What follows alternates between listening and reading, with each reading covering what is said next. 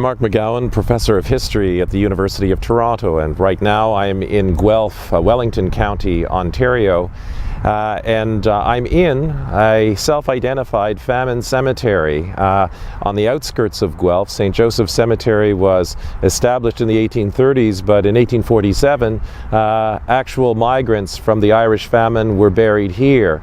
Behind me is a memorial to the McElderry family, and one of the famous Irish Catholics who was involved in helping to process and to take famine migrants out of Toronto was Emigration agent Edward McElderry, and he's memorialized on this stone, which was erected by his family, his sons particularly, who became prominent in the Guelph community after the family left Toronto in 1847.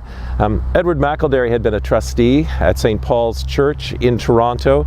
He had been a trusted advisor to Bishop Michael Power, the Bishop of Toronto, and with that kind of connection, Michael Power had advised the colonial government at the time to appoint Edward McElderry as the emigration agent for Toronto.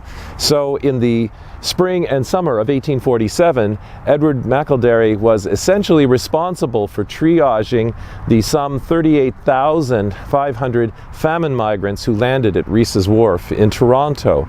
McElderry made sure that those who were sick went to the fever sheds, those who weren't were pressed on into the countryside, either overland to points in what is now Western Ontario, or to the Niagara Peninsula, where many Roscommon migrants went after being assisted out of their properties by Dennis Mann.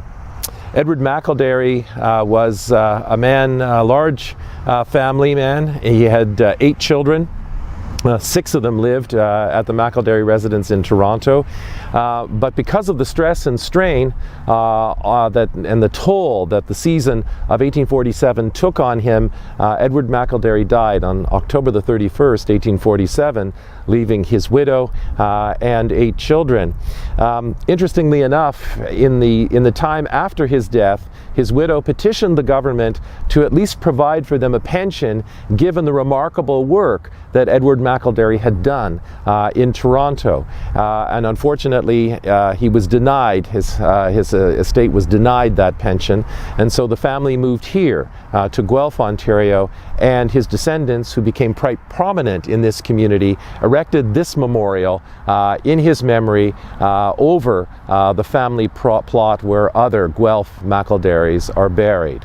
McElderry himself was from County Tyrone, and he met his final rest in Toronto, although he's now memorialized some hour and a half drive away from where he had done his finest work.